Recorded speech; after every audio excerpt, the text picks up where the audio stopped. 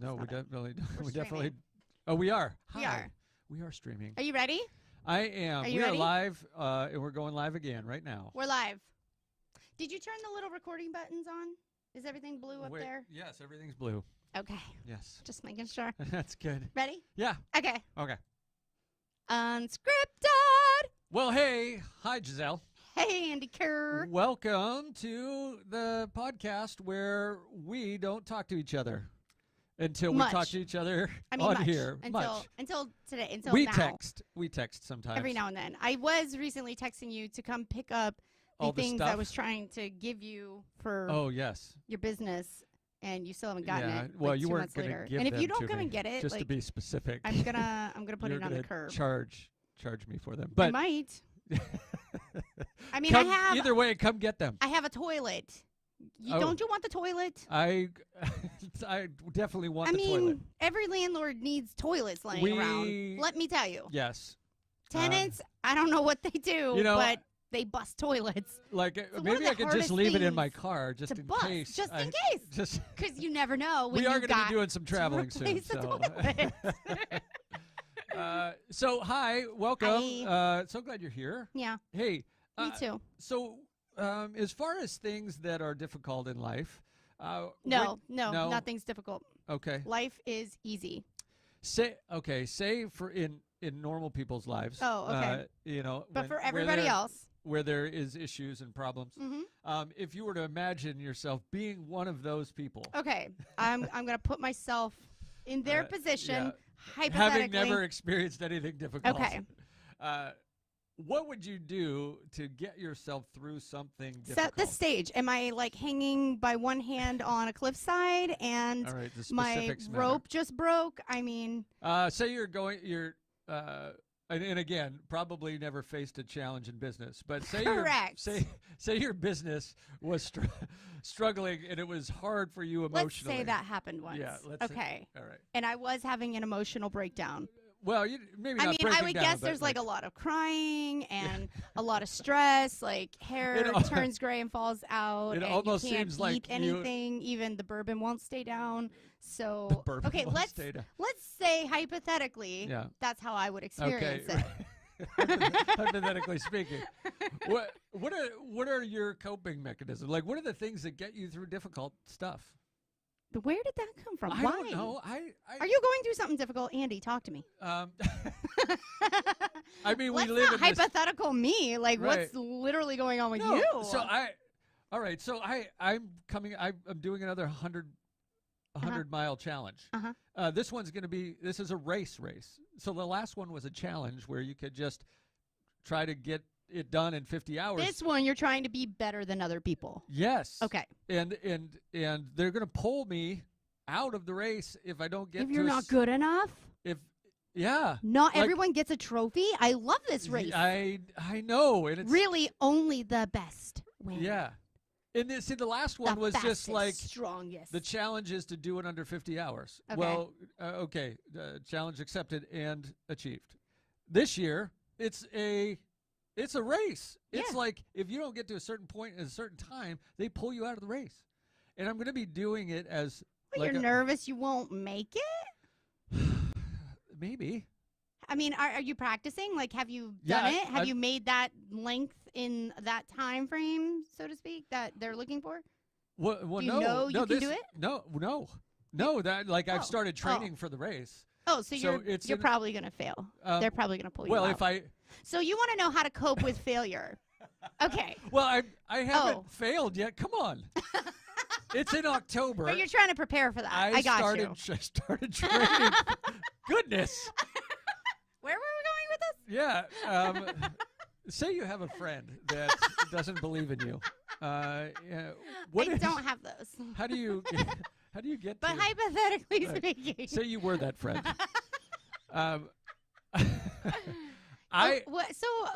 What's difficult that are you asking, like, how would you deal with something while you're in it, like when you get to that race and you're falling behind, how would you push yourself, or right now in the training getting to the race? So my because those are different answers for I me. know, and I'm thinking about the quitting point. I'm Mhm. thinking that point where you're contemplating Quitting in training or Throw- quitting in the race? throwing in the towel in some try to achieve a goal. Or like in business, like we all get those So points. are you trying to decide whether to join the race because you're good enough? I've already joined the race. I already paid the extra Oh, well, you've fee. already paid that. So you got to do it. Right. Like business, right? You already set yes. up your LLC. Yeah. You already put a deposit on the lease space. Like, you got to do it. Yeah. Yeah. So, but there like are succeed points. or fail, you got to do it. Yeah. But there are points where you feel like throwing in the towel. And I want to know, like, what are your things? When I look at my bank account, and I remember I put a deposit on that, and I paid for all the fees to get started. And I'm like, I am not going to waste my money at this point, right? I've got to at least try to succeed. So it's that simple. I looked at my bank account and I thought, I'm effed if I'm going. Basically. If I stop working now. Who's going to pay the bills? Yeah, there's no future for me. Okay, so, no, I do have a better answer than that. That is one of the things, though, for real, right. though. Like, hello, reality check. A lot of people like, counting wait, on. there's $200. I'm going to need more than that to pay the mortgage. So what do you do in those really tight, like, difficult times? Like, what besides go drink some bourbon? That is a temporary response for the immediate situation while you develop a plan. Yeah, let's get a for support. Let's get a glass of something to help us think. You find a very good friend and sit down. Maybe have a drink, maybe have a cup of coffee, whatever.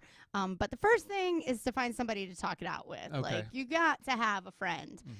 Whether you're going to, if you don't already have a coach or a mentor, like going into whatever it is you're doing. Yeah.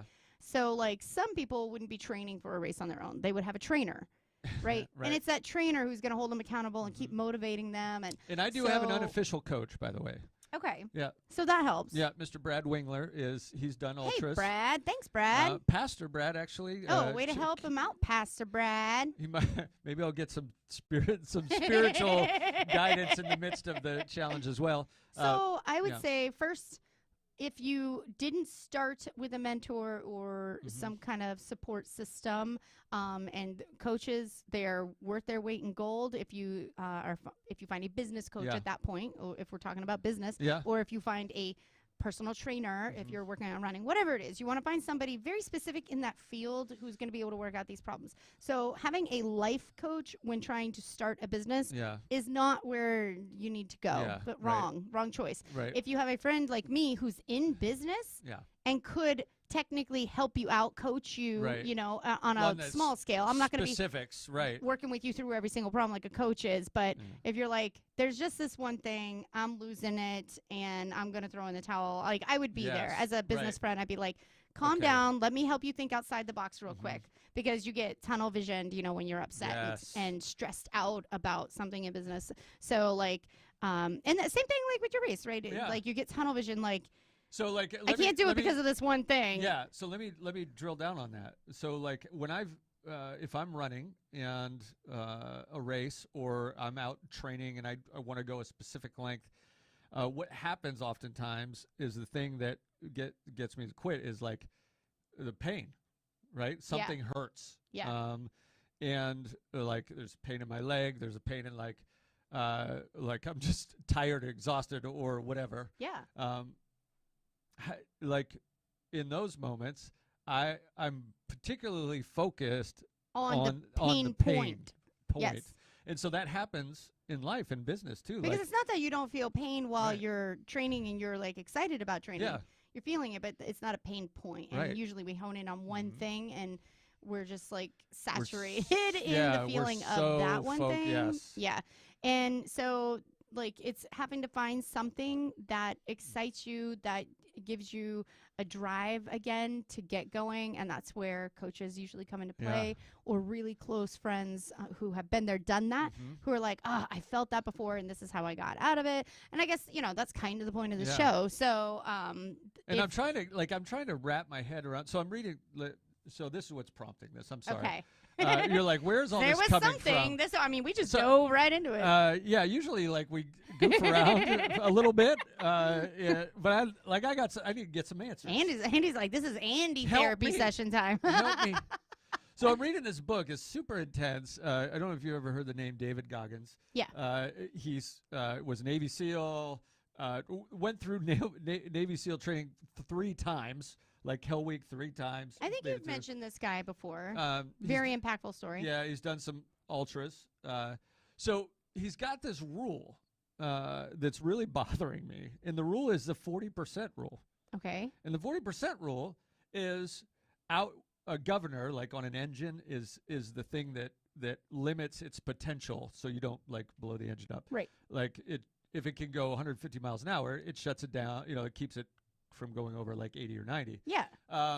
So people don't kill themselves. Yes. Stuff like that. Right. But he says our bodies have this governor that he thinks That keeps you from like having a heart attack because you worked so hard. Usually, yeah. It's like about conserving energy. It's about like all those things. But he says it's around 40% of your potential, and so his whole gig is helping you break manage, that 40% barrier. Yes, to get the 50, 60, 70, 80% of your potential that you have. Okay. And it's bothering me. I would be really fit if my body would give up another 10%, but since it won't, I can only be 40% fit. That makes sense. 40%. That's my life. I am 40%. That's why only 40% of me is where it should be. That's not. That is. There's like 20 here, 20 below the knees. Come on. Doing great. What's one of the things that you do to access more percentage? Yes. Well, that's what you're having problems with? Yeah, is accessing the more? Well, he's got some tricks and what's the trick? Name one. Well, so he talks about the cookie jar. And I love cookies. Cookies I know, are part right? of this training program. I love it. And he had a really, really, really hard, abusive childhood. But he has this memory of his mother putting cookies in a jar, and they would have a moment. It's like this moment of happiness where he could go get a cookie when they, and it would be something as a surprise. He'd jam his hand in there and pull out something yummy.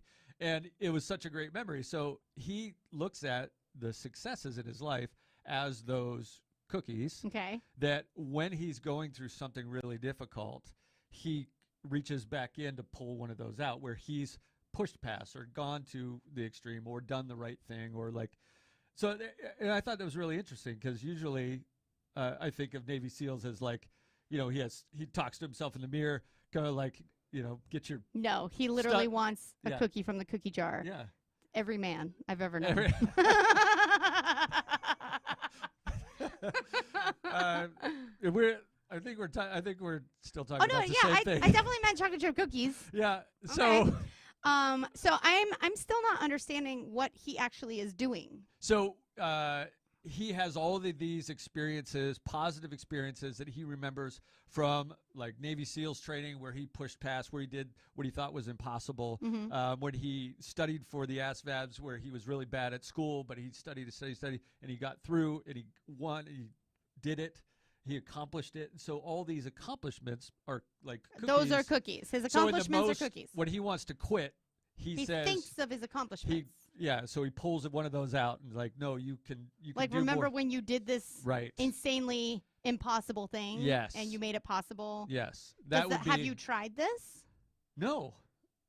And I guess what I'm asking is like, okay. Do you have any of your own tricks or like, have you ever tried something like this or have you ever had a moment? So you're at a point where you want to throw in the towel in training? I'm imagining that it's coming. I'm not right now. I'm excited. Things are happy. The weather is decent. So do you think this is something that you could try? Have you accomplished anything that like physically? I feel like your wood race thing. Yeah. Challenge thing. I feel like that 100-mile thing is something. Yes, that is something. You're like you did it. Yes. You almost didn't, but you did. I did. So there's a moment. Is that enough to compel you? I don't know, and I'm looking for more. Because challenging is not the same as racing. Like, I'm not a competitive person. Okay. So, and I say that, and people are always like, yeah, you are. And I'm like, in things. Like, well, when you win at everything, is it competitive? Right. Where's the effort, people? So I would say, like, if I like being challenged against myself. Yeah. I don't feel like, even in business, I do not feel competitive to anybody in my industry. Like, I don't think about being better than the next coffee shop. I literally just focus in on what I can be great at, and I try to, I mean, everybody's going to sell coffee, but I try not to mimic anything that's particular to their shops. That's good. I like right? that. And so I'm like, it's not that I don't have books. Like, I have a book giveaway in my shop, but like Press Bookstore down the road, they sell books. That's their thing, you know? So I'm not going to sell books in my shop because I can have my own thing. So like, I like being challenged to do better, have higher revenue, you know, things like that. I love challenging myself. And well, that's really interesting because. But I don't want to compete against another. So this guy, I love thinking about books too, so that's why I'm doing this. So the book is called Can't Hurt Me. It's really great. He's, you know, he swears a lot. He's a Navy SEAL. I think that's common. Can't hurt me no more. Oh, I love that song. So if you're on the live, you can see me dancing. So he says, like, his best races were the races where he was competing against himself. He said, and that's really cool because what you said, because he said when he starts competing against somebody else, he's no longer running his own race. He's running their race. Right. And he didn't train like they trained. He didn't train for this event to beat them. So it takes him out of his race and focused on somebody else's race. And maybe, you know, I grew up with this connective tissue disorder that we didn't know was until I was like 28. And so it was just, I was called clumsy, and I was not sporty, you know, like it was just those terms. When, you know, people thought I would like accidentally injure myself on purpose or something like that because I didn't want to do something. And it was like, it was an actual problem that I had. It's people a just medical issue. Medical issue. But because of that, I didn't grow up competing in any sports or anything like that. Even like, we kind of realized, I would think I was 4 or 5 going into the Girl Scout Olympics. You know, they do their little summertime Olympics things, and trying to train for it. I don't know how 4-year-olds are training. We probably ran like 20 feet or something. I don't know. But in training for it, I got injured and I couldn't participate. I just had a really great picture in my head of a 4-year-old Gisele trying to train for the Olympics. Anyways. It was very Rocky-esque. Oh, yeah, I can hear the music. So I started off very early not being able to compete against anyone. Yeah. And so I would do the things to help the team all the time because I could only do things. I still wanted to be a part of things, and my siblings were playing the baseball, softball, soccer, whatever it was. They were doing all those things, and it wasn't fair that I couldn't play because I always got hurt. So at some point around 8, my mother definitely just stopped trying to enroll me in anything. Okay. And was like, she's my little clumsy girl. Like, you get to get water bottles and stuff. But I didn't mind it. Like, a couple times, you know, being young, it's like, man, I want to play too. Yeah. But once I was given some other task that was purposeful, like, I didn't mind. Wait a minute. Did you just say you started serving people drinks? Like, isn't that what you do for a living? I did. I would go around, give them water, give them their towels.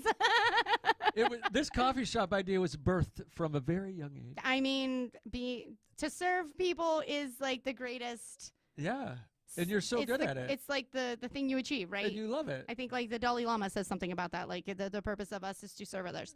And so that was a very early position for me to be serving others. And I loved it. That's awesome. That's really cool. I thought my role was like the greatest role because I felt very administrative. Like, you all just play the game. I am in charge of the water and the towels and the snacks and passing them out. I've got responsibilities here, folks. Oh, my gosh. That explains so much. I've never actually thought about it until just now. This is why, listen, this is actually exactly why we do this podcast. Right. Because, like, this stuff. It's the only way I remember my childhood. And my mom, because I was injured a lot. Like my wrists or my ankles were always wrapped up. And That's so so my sad. mom was always giving me things to do in the house. And so she was a printer. She ran print shops. Yep. And back in the day, everything was pretty manual. So she'd bring stuff home that, these packets needed stapled together, or we had to Yeah. bind Yeah. like Post-its and things like that. Yeah. And so some of that stuff could be done at home, and she'd bring all these things for me to do and like put together. And so, yeah, she really primed me to be an Wow. entrepreneur. That's kind of And awesome. I thoroughly enjoyed the Yeah. responsibility of all those tasks. I liked being like, I have a greater purpose than being a child just playing with toys. Yeah. That's really cool. And I think what I'm getting from this, like how important it is to run your own race. Yeah. Because okay, so if you're to the point of like Pressed, totally different person, yeah, different lifestyle, right. different upbringing. Like to say, like you said, to say we're competing, we Yeah. don't have the same training to You where both- we're at, and we you don't both have have- the same goal. You both have coffee, but that's like where the similarities end. You could be against somebody in this race, and they're doing it for fun because they've already won 50 races. Right. And they don't know this is your first one, and Yeah. it like means so much. And they're over here, and they Yeah. might win, and it really doesn't matter to them because they've won so many times. But because they're And a different person, different right. body structure, different age, Yeah. like whatever. And I'm So going to be raising money for the city mission. yeah, And so that's what it means to me. So like, I don't want I don't want to which get that one should give you kind of that a little bit of Yes. extra push when it's something outside of yourself. yeah. That's why competition, just pitting people against each other, Yeah. doesn't make sense to me. To just be better than one person, like There has I to, never want to be better than Right. people, and I don't know. That's it's not just, what you're trying to do. Now, if I'm you're, always trying to bring people together, like like the whole we're Yes. stronger together. People. Yeah. Well, it's true, Right. Because I don't want to do it all. Because if I do, I'm probably gonna get hurt. So I need people to do it with Right. me. I think it's more beautiful that way. Right. So like, Not that I'm saying racing is wrong, everybody. Like I No, think and go, like, be better, be stronger, be if faster. you're going to do 100 meters, right? You don't need a lot of a support team. Like you can compete against somebody, and that's kind Right. of the fun of it. But you're going 100 miles. Yeah. There are people at all different levels. There's some people that run a 100-mile ultra race in like 12 or 13 hours. Wow. Like that's insane. Yeah. The last one took me 50, right? And yet So- for them, Yeah. it was difficult but totally doable. right. You Right. In becoming the best in the world, that's okay. That's what they want to do. This means something And we different need to those me. people. Like I need Starbucks to exist because Right. how would I know that I have potential to do more? I Oh, that's might not good. I ever like be that. a Starbucks, Right. but I know it can be that big. I know Mhm. it can make that much money. So I know I don't have to say like, well, it's Yeah. not like I'm the first coffee shop ever. And I'm like, gee, I wonder if it's even possible to break this revenue level. Like Yes. obviously it is. Starbucks did it. So I have something I can always keep striving for because somebody already went ahead of me and proved it could be done. So now I have the benefit of working off of a model that is proven, and there's structure that you can follow that Yeah. if you try hard enough, you might not reach that level of success, but you might never have reached it if you didn't know it was possible. So I think, Oh, I in love that that. aspect, racing or competing Yes. is very beneficial, that even if you're not the top, as long as you're not holding it against anybody Right. or being a sore loser, so to speak, as long as you're taking it constructively and using it for that purpose, Yeah. I think it's a great way to help keep you motivated and directed. Like if they can do it, I only have the intention to strive to do it, Yeah. but whether it's possible or not for me, I know it's possible at all. Yeah. So there's Oh, no that's so reason not good. to try to keep going. Well, that's really interesting. So I was this past Sunday I was talking about belief in a local church, and I was using the story from my last year's my challenge where I was near the end. I've told this story. I thought I was going to come across the bridge, and I just had a few miles after that, and I was really excited. And then I never saw the bridge, and I didn't know how far I had to go, and I was like, where's the freaking bridge? and I just sat down demoralized. I felt like I couldn't move. I was like sad. I was depressed. I didn't do it. I didn't get the 50 hours like everything. I thought I was going to do it. Andy's a failure. I'm a failure. I sat down on some moss, and I ate my last peanut M&M. And I looked at my GPS and I realized I only had a mile and a half. And if I got up and ran, I could make it in the 50 hours.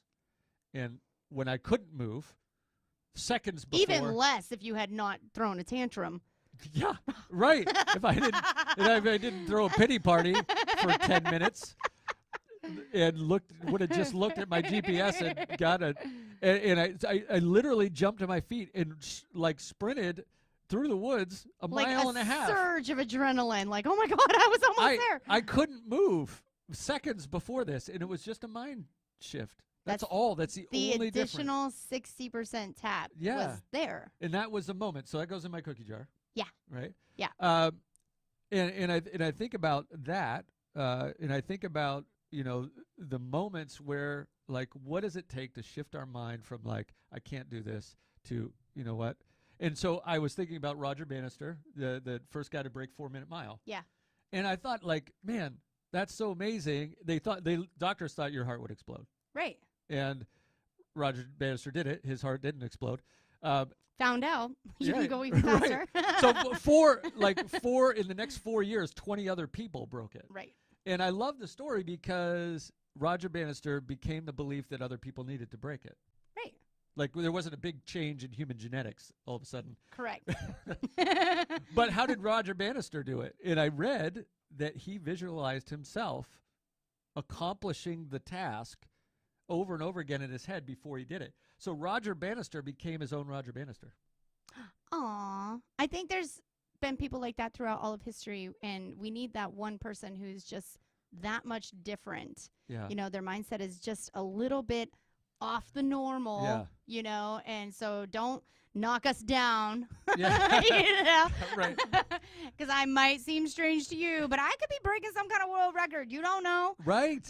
Yeah, but I think there has to be that one person who says, who said so? Yeah. And I've done that so many times. People are like, you can't do it that way. But I'm like, but who says that? That's who made really, that rule? There's not really rules. Because I don't, where's the book? Nobody handed me the Here's How You Run Business book. Yeah. I'll probably write it, and then you guys can all follow that, because I'm doing everything exactly the way you should. I would rather, and usually it's like, I just would rather do it this way. I know you said, and then I'll find out if my way is better or you were totally right. Exactly. And I just rammed into a wall. Exactly. My boyfriend calls that oppositional defiance disorder. Yes. And it has proven him well many times. Maybe not every time, but many times. Yeah. And so we've gotten into banters before, and he's like, I feel like you have that oppositional defiance disorder too. I definitely have that. Totally do. So I'm like, okay, I heard your rules. Yeah. I hear loopholes is what I'm catching. That's how I see it. I just see big loopholes. So I think maybe Roger, he was like, but what if my heart didn't explode? What if I became the first person? Maybe if doctors and their medical knowledge at that time don't know everything about the human body. Imagine that. And so he sat there and said, but what if it doesn't? And what if I could? And I've done that in business, and I have successly, I haven't done it all perfectly, but I have done it successfully again and again, and have grown. There had to been a point for Roger Bannister where he was believing that might happen, and he had to get himself to a place where he believed that it would. Yes. And so he had to watch himself in his mind do it over and over again. And think about that, where you've limited yourself maybe in life about anything people have done. And I mean, certainly, as a female, like there's male things and there are women things. And I get it. Like we have different strengths and stuff. There's male things and female things. If we're not going to be non-binary here, there are some gender discrepancies. And I'll be the first to say, yes, obviously men are generally, physically speaking, stronger. But there's plenty of guys out there I could totally take on. Totally. And I know that. So, but like, growing up, it's like, sweetheart, you can't do that. And I'm like, watch me. You want me to do it? Just say that. Thankfully, I was raised by a couple of Marines, so I didn't get a lot of that from my parents. And maybe it was because, like, we're poor. My dad was out of the country a lot. And so my mom was like, no, honey, you can do it. Let's move the furniture. You're going to have to. Sorry. She's like, you were helping me move couches at 8 years old. Well, because, I had to. There was nobody else standing there to help mama. Right. So Cut out the pieces of cardboard, slide it under the things, and move the furniture. I mean, I was built a little sturdy, but I've got a barista. She's super tiny and petite. She's strong as a little ox. Like, don't underestimate. Your mom is what? what, 5? My mom's 5 foot. Yeah. 5 foot. Since her neck surgery, she was 4'11 and a half, but now doctor added like a half inch on her. Doc. Thanks, Doc. It was like her lifetime dream. She is towering. She is towering over people now. So I think a lot of people have helpful. limited, others in the things they've said or in the media even, because there's so much, like body image issues or and we believe stereotypes of where you come from and things like that give you limiting beliefs. And if we surround ourselves by people that are constantly and like even people that actually care about us still don't want us to get hurt, and so they're like, please, like, don't try this. But like you also don't have great stories in life if you don't try things. And I think sometimes, what I was saying on Sunday was, what is the next challenge for you? And it doesn't have to be physical. It could be whatever, in life. I also said, what's the next person? Because oftentimes it's meeting that next person that gives us the extra insight that we needed. I love when I meet a new person that like you have that immediate connection. Or you can feed off of each other in some way. You know, it's like, you do that too. This happens every time I meet a horse person. Like, instantly you drop into horse stories. And you're like, oh, my gosh, I went on this trail ride, and we crossed the creek, and you won't believe what happened, and this is how I got my horse across. And, like, so it's like an instant connection. But it's like that in business, too. But then you share stories. They're like, and how's learn business from each going? other? And I'm like, oh, it's going like this. And they're like, I get it. Like, I hear the answer behind the answer. I've been a business owner. I'm like, oh, you have? Oh, well, then you totally understand that I'm actually struggling in this. So it's like that instant. And so I love it when you meet somebody right away who understands where you're at or where you've been. And so that's what I'm saying right from, the beginning was you find somebody. You find a friend, another business owner, somebody who's been there, done that. They can immediately connect with you. And they're going to unlock something you don't know. Something. And maybe they help open your cookie jar. Maybe they remind you had a few extra cookies in there that you forgot about. Maybe you take them and you stuff them in your cookie jar. That's weird. Okay. I kind of like his cookie jar analogy, though. I mean, it's cute, and it makes you think, because we historically, as the American race, right? We have rewarded ourselves with sweets. And so to think of, I mean, I know this because I bake them every day, but it's like cookies and cakes and things. Those are what you get when you do something right. Those are the rewards you get in life. And so he's pulling out the cookie jar because that was the reward. That was the sweet thing that, like, everybody remembers. Not everybody remembers the steak dinners that you had as a family, but you remember, like, the banana pudding or the strawberry shortcake that summer. You remember those. We're so hard on ourselves oftentimes because there is a time, like he has an accountability mirror where he looks at himself and he's like, okay, so whatever your name is, like, hey, dude, listen, you go down that path, where it ends. You can't do that anymore. You talk to yourself sternly. And a lot of us, I think there are times where we need that, but we have a tendency to beat ourselves up more than we should. And this was an idea of like, no, like, hey, when did you get it? Remember when you did it right? That's in you. That's you. You are the kind of person that perseveres. You are reminding yourself that you're not the. I love it. I love that. It's like you need both. Yes. I gotta find the cookies. The other thing is like, I gotta find my cookies. Where do you where do you need to go? So like, what do you need to challenge yourself with? Who's the next person you need to meet, and where do you need to go? So sometimes different cultures, different experiences, different places open our mind and our heart to give us new information. Right. Because when I was in Christian world all the time, and I was a pastor, we realized everybody around us were like conservative Christians from the country. And at one point we were like, oh, this isn't good. Like, they're great people, but like, so it was becoming so ingrown. Right. And you know what happens to like toenails that are ingrown? Right. Or things that are inbred. It gets ugly. You need variety. And I think sometimes we protect ourselves out of like fear, and when we're challenged with other ideas, other people, other thoughts, other cultures, we grow, we become better. And that helps us push past points that normally I think would stick. Yeah, and we get excited when we see those who have gone before us and have done it. Yeah. You know, so. And you may need to go somewhere else. Take a trip. You might need to go somewhere else. Meet new to get people. that. Right. And meet new people. Go to a coffee shop. Like, you meet lots of new people there. And if you're coming to Erie, Pennsylvania, Tipsy Bean Cafe. I just had some visitors from Florida this morning. Did you really? Yeah, they saw the show and they stopped in. How fun is that? And I'm still getting people from the show. I love know. it. It's fun. If you guys are like new to the show, go way back to Undercover Billionaire story, and you can hear some of the antics about that. But ongoing, it's Undercover Billionaire, where Andy Kerr wandered around the outside of the show stuffed for his 2 face years. with barbecue. Stuffed his face with barbecue and got 3 seconds of airtime. Some people don't even get that in their life. You know? Some people just... Unlike me, who are like, I'm on television in the news like every week or something. Some people have a face for radio. Or the YouTube Live. YouTube Live. Here it is, folks. You can so if you guys like it, check it out. You can go to unscripted.live or check out any of our Facebook stuff where we don't ever share our podcasts and things like that. Unscripted, where we have social media presence, but we don't present it. Does anybody need a job? You want to be an assistant? Because I think we need an assistant now.